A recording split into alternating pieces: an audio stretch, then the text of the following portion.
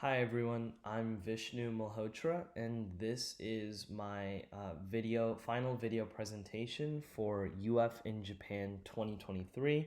The theme of this is Unexpected Japan, and I will be discussing about 5 different things that I found to be unexpected or different from my preconceived notions upon arriving in Japan. I'm going to start by talking about probably the largest difference that I noticed, and this was the difference between how dense and urban Japan's city landscapes were, contrasted with how isolated and lonely so many parts of their society appeared to be.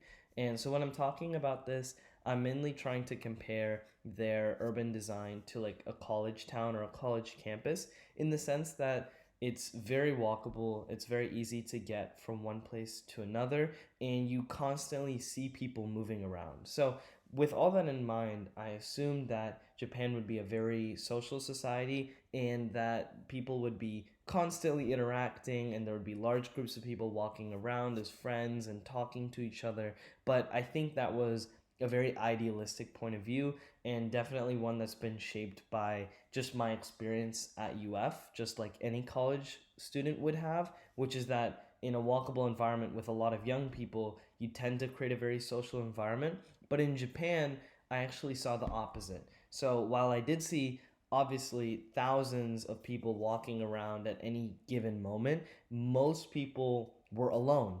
And the vast majority of people were on their phones most of the time or walking alone, not really talking to each other. And I noticed this being reinforced in many facets of Japan's public life. One of the most recognizable ones would be Ichiran's entire business model. Ichiran is a popular ramen chain restaurant, and part of their business model is they have basically separate stalls for you to eat your ramen in away from all the people around you, and it kind of encourages you to just sit and eat alone and not talk with anyone. I noticed this on the trains too, where everyone is extremely quiet, and this was just sort of a shock to me. It operated like any other city in the US where you might be more car dependent and you might not see people moving around as much. Just because people happen to be walking around in an urban landscape didn't automatically make for a social society. So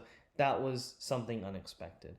Another unexpected thing was how much of a positive convenience it was to not have to own a car. And in the US, I probably espoused the same idea a lot, like in the sense that I knew it was convenient to not have to worry about parking, to be able to just walk places.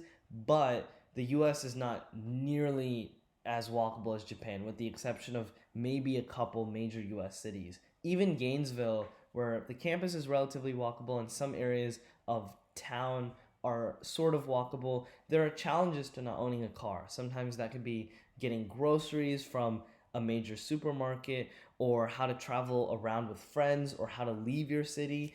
Because in the US, most walkability in transit is limited to within the city. But in Japan, I felt like I was able to see almost so much of the country, Tokyo and Kyoto and Osaka and Nara and the beach, and go basically anywhere I wanted to, and a car wasn't necessary for any of those trips. So it just felt a lot more easy, and it also, I felt, encouraged a lot of young children to go out and explore their local environment and play and have fun. And I think that in the US that becomes much more difficult, especially when you may actually be required to have a car to get anywhere, whereas in Japan you have this choice, and a lot of times the best choice is honestly to just walk somewhere or use your Suica card to get somewhere on the train. I found that to be phenomenal. I think it's something that a lot of US cities can learn from, and I just think that it's sort of unfortunate that there are only maybe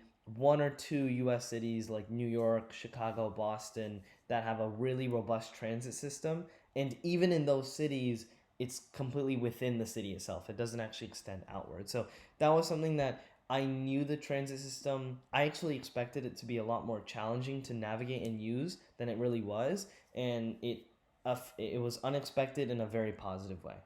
The third main thing I want to talk about is the really stark difference that I found between Tokyo and Kyoto.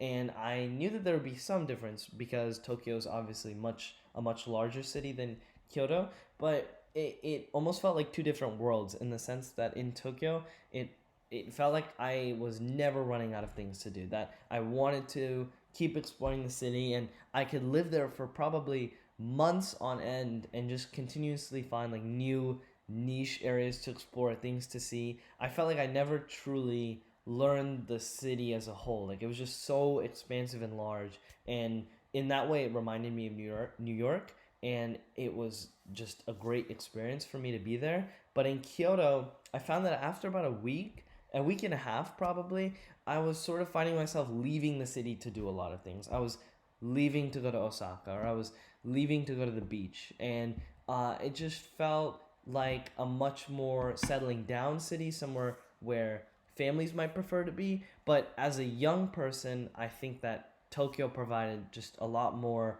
opportunities in that sense, in the sense of like things to do. And I didn't expect there to be as much of a difference as there was. I thought that I like kind of went in with the perception that Tokyo, Kyoto, Osaka are just three major Japanese cities and they'd all be very similar, but that is not true at all. I would say that objectively, Tokyo is a very different city from anywhere, well, anything that we saw in Japan. And just in the sense that it's kind of endless. It kind of is multiple cities within a much larger city, and I love that. I just love it because it felt like there was an endless supply of things to do, and it made our adventures on our personal days, I think, a lot more exciting. The fourth thing that I want to talk about is how friendly a lot of the Japanese people were to foreigners. And the reason that this was unexpected to me is that I went in thinking that because Japan has such a strict immigration system and how they are a relatively homogeneous society, that they might not really be welcoming of foreigners, and that they might be opposed to the idea of having like significant tourism. But I almost never, rarely had any negative reactions to me being in the country, even being one of just probably a few Indian people that I saw on my whole trip. And in addition to that, in the train stations, when we would get lost, every single time I asked a Japanese person for help, they would always take time out of their day, no matter how busy they were, to try and guide me, to try and lead me. And I just thought that was very kind of them, something I did not expect in such a large city, because New York has that reputation for being, where people are sort of meaner, sort of angrier on the edge. I thought the same would apply to Tokyo, but it was not true. So again, a positive, unexpected thing. And then the final thing that I would say really encapsulated unexpected Japan for me was the mesh of the historical and modern areas of Japan. And I just constantly saw this. Like, for example, the shrines being located just randomly in the middle of the city. Like, you would be walking and you'd see a shrine and it'd be beautiful, and then you move along and you see a large glass and steel building right next to it. Probably the best example would be the beautiful parks that we saw that were located in probably the best prime real estate in the city. And it was very, very, very enlightening to see this. And I thought it made for a very interesting city, in the sense that it wasn't all modern and it wasn't all historical. And I like how Japan isn't limiting itself by trying to preserve every little bit of history. I feel like in the US we get this wrong, where we say that anything that was built, even if it was just 100 years ago, should be preserved, and it kind of prevents us from being able to make really systemic changes. Whereas Japan acknowledges that lots of structures will be torn down and rebuilt, and it keeps their housing a lot more affordable, but at the same time they're willing to preserve their green spaces and public parks and temples and history. I found that to be really admirable. At the same time, I noticed this dichotomy between historical and modern when we saw all the modern technology all across Japan in the train systems, etc. But, for example, many restaurants wouldn't accept credit card, or they wouldn't split checks. They would still only take cash. So just small differences with the US that I sort of noticed. Overall, I would say that Japan definitely lived up and exceeded all my expectations, but it didn't meet every single preconceived notion that I had in the exact way. And honestly, that made for a much better trip. It made it much less boring to me because I was constantly finding out new things about Japan. And overall, I would say that I love this study abroad. I highly recommend to anyone who has the opportunity to study abroad, and I'm just very grateful for having had this opportunity. So thank you very much, and I hope you enjoyed this video.